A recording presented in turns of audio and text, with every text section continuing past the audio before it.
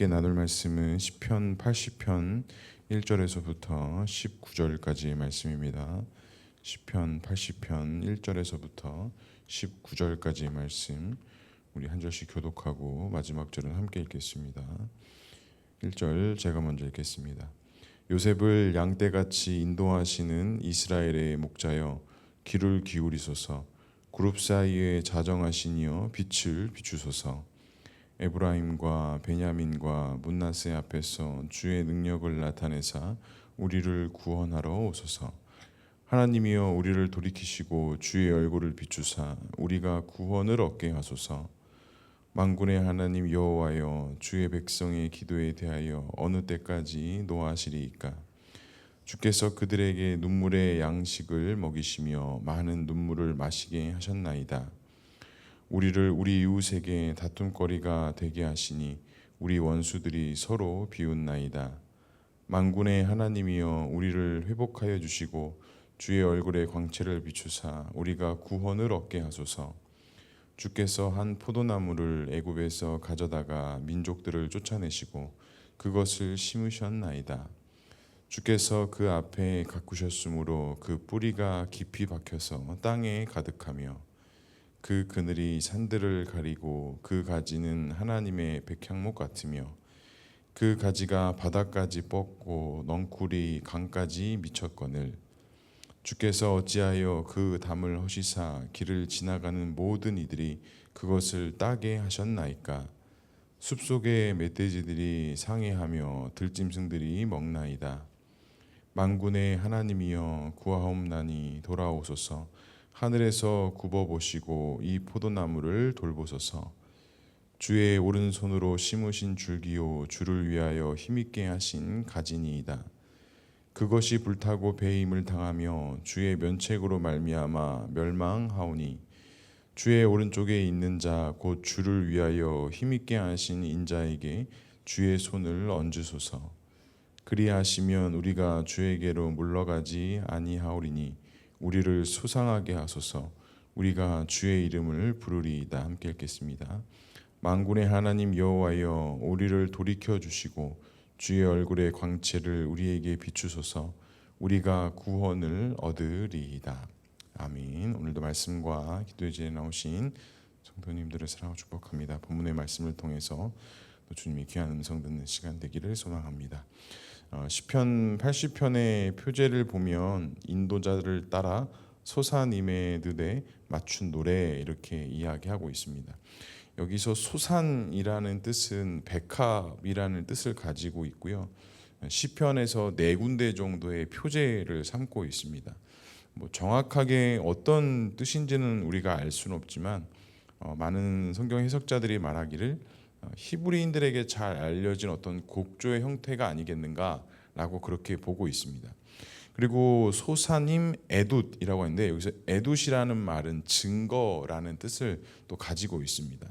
그러니까 다시 말하자면 증거의 백합화들 이렇게 우리가 해석할 수 있을 것 같고, 히브리 사람들에게 잘 알려진 어떤 맞춰진 고백, 낭독, 그런 찬양의 시로 보면 될 것 같습니다. 오늘 본문의 배경을 좀 추측해 보자면 정확하게 기록되어져서 알 수는 없지만 오늘 이전에 보면 에브라임, 베냐민, 므낫세 앞에서 주의 능력을 나타내사 우리를 구원하소서라고 이렇게 이야기합니다.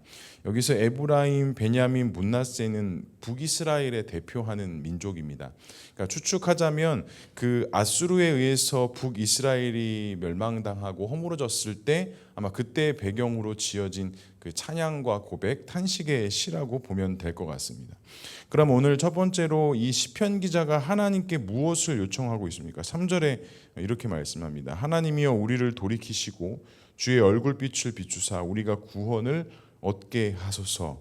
오늘 시편 기자는 구원을 요청합니다. 그리고 하나님의 능력으로라고 이렇게 이야기하면서 여기서 하나님의 능력이라는 것은 일어나서 잠을 깨다라는 뜻으로 하나님께서 지금처럼 침묵하지 마시고 우리가 이렇게 고난과 역경 또 이렇게 외부로부터 오는 공격으로부터 우리를 구원해 달라는, 다시 한번 일어나셔서 우리를 살펴주시고 우리를 보호해 달라는 그런 요청의 간구를 오늘 시편 기자가 하고 있는 것입니다. 그리고 여기서 3절에 보면 돌이키시고라고 있는데, 여기서 돌이킨다라는 것은 우리가 잘 알고 있듯이 회복하다, 새롭게 하다, 구원하다라는 그런 뜻을 가지고 있습니다. 그러니까 지금 시편 기자의 처한 상황이나 이 이스라엘의 어떤 상황이 하나님 앞에 떠나 있는 상황, 또 혹시는 하나님께서 이스라엘 백성들에게 떠나 있는 상황, 그렇게 우리가 추측할 수 있습니다. 결국에는 북이스라엘이 하나님 앞에 마음을 잃어버린 이유는 그들의 연약함, 그들의 죄악들, 특별히 하나님 앞에 우상 숭배하는 범죄함으로 말미암아 하나님의 진노의 심판에서 떠날 수가 없었습니다. 그러면 우리가 이 시편 80편 초반부를 보면서 알 수 있는 것은 이 이스라엘 백성들의 이 결과적인 일은 결국에는 어떤 외세의 강함, 외세의 침략이 동기가 됐던 것이 아니라 결국에는 이스라엘 백성들 내부적으로 있었던 하나님과의 단절됨, 하나님과의 멀어짐, 결국에는 하나님 말씀 가운데 불순종하고 자신의 뜻대로 살아가고자 하는 그런 무지함 속에 이러한 결과, 지금 이러한 현상 속에 시편 기자는 다시 한번 하나님께 구원을 요청하고 하나님의 새롭게 하심, 하나님께서 돌이키심, 또 그런 은혜들을 베풀어 달라라는 고백의 시로 시작을 합니다. 그리고 주의 얼굴을 비추사라고 이렇게 말씀하고 있죠. 여기서 성경에서 주로 주님의 얼굴을 비춘다라는 뜻이 두 가지로 해석이 됩니다. 첫 번째는 하나님께서 악인들에 대해서 공의와 심판을 나타내실 때 주의 얼굴을 비추신다라고 표현하고요. 두 번째는 하나님의 백성들에게 구원의 은혜를 베푸실 때 하나님의 얼굴을 비추사라고 이렇게 표현을 합니다. 그리고 하나님의 얼굴빛을 시편 80편에는 한 3절에 걸쳐서 이야기합니다. 7절에도 말씀하고 있고요. 그 다음에 18절에도 말씀하고 있습니다. 다시 말하자면 하나님의 얼굴을 우리에게 비추신다라는 것은 결국엔 우리에게 구원의 은혜를 베푸셔서 다시 한번 하나님의 형상으로 지어진 받은 우리가 하나님의 온전한 뜻대로 회복되어질 수 있고 그 길로 온전히 나아갈 수 있는 은혜를 허락해 달라라는 기도를 하고 있는 것이죠. 결국에는 하나님의 이 전지전능하심이 우리 안에 온전히 있어야 되고, 또 우리가 그 하나님의 도우심 없이는 지금 있는 이 어려움 속에서 우리가 헤어나올 수가 없습니다 라고 이야기합니다. 특별히 오늘 시편 기자는 그렇게 이야기하면서 5절에 이렇게 이야기합니다. 주께서 그들에게 눈물의 양식을 먹이시며 많은 눈물을 마시게 하셨나이다 라고 이렇게 이야기를 합니다. 결국에는 이 이스라엘 백성들이 하나님 앞에 떠남과 범죄함으로 말미암아 많은 눈물을 흘리게 됐고 또 많은 눈물을 먹게 되었다라는 것은 그마만큼의 고통과 아픔, 그마만큼의 후회와 어떤 마음의 눈물들, 어떤 하나님 앞에 다시 돌아가고자 하는 그런 안타까움의 고난의 시간이 이스라엘 백성들 가운데 많이 있었다라는 것이죠. 그리고 6절에 이어서도 우리 이웃에게 다툼거리가 되게 하시고 우리 원수들이 서로 비웃나이다 라고 이야기하며 자신들의 처한 상황들에 대해서 고난과 역경, 핍박 가운데 삶이 있다라는 것을 고백하고 있습니다. 사랑하는 성도 여러분, 우리가 하나님 앞에 기도하고 나아갈 때 좀 이렇게 낮아진 마음, 어찌 보면 우리의 솔직한 마음의 이 기도의 외복 고침과 외침이 있을 때 우리가 하나님 앞에 더 그 온전한 기도의 자리에 설 수 있다라는 것입니다. 다른 것을 구하고 다른 것을 찾는 것이 아니라 하나님의 돌이키심, 하나님의 회복하심, 그 하나님의 역사하심이 우리 가운데 있기를 주님의 이름으로 간절히 축복합니다. 두 번째로 하나님의 구원의 은혜를 무엇에 비유하고 있습니까? 우리 8절의 말씀 읽어보겠습니다. 주께서 한 포도나무를 애굽에서 가져다가 민족들을 쫓아내시고 그것을 심으셨나이다. 구약 성경에서 이 주로 포도나무가 나올 때는 이스라엘 백성들이 하나님의 은혜로 누리는 풍족한 은혜를 이야기하고 비유할 때 주로 포도나무를 이야기합니다. 그러니까 지금 하나님께서 한 포도나무를 애굽에서 가져다가 그 민족들을 쫓아내시고 그것을 심으셨다라는 것은 이스라엘 백성들을 출애굽시키셔서 가나안 땅 가운데 정착시키셨다라는 것입니다. 그러니까 이전에는 정말 어리숙함과 종살이를 하고 있었다면 하나님께서 그 포도나무를 애굽에서 인도하셔서 새로운 땅에 심으셨다라는 것이죠. 그리고 9절과 10절에도 또 11절까지도 이렇게 말씀합니다. 주께서 그 앞에 가꾸셨으므로 그 뿌리가 깊이 박혀서 땅에 가득하며 그 그늘이 산들을 가리고 그 가지는 하나님의 백향목 같으며 그 가지가 바닥까지 뻗고 넝쿨이 강까지 미쳤거늘. 분명히 하나님의 채우심의 은혜, 하나님께서 풍족하게 하시는 은혜가 그 옮겨진 포도나무 가운데 있었다라는 것입니다. 실제적으로 이스라엘 백성들이 하나님의 구원의 은혜를 받고 그 광야의 길과 약속의 땅을 점령해 가는 과정들이 쉽지만은 않은 길이었지만 결국에는 땅에서의 소산물을 먹고 하나님께서 주셨던 그 땅의 약속을 누리면서 하나님께서 주시는 그 풍족함의 은혜를 충분히 누리고 그들이 가지고 있었다라는 것이죠. 하지만 현실은 어떻습니까?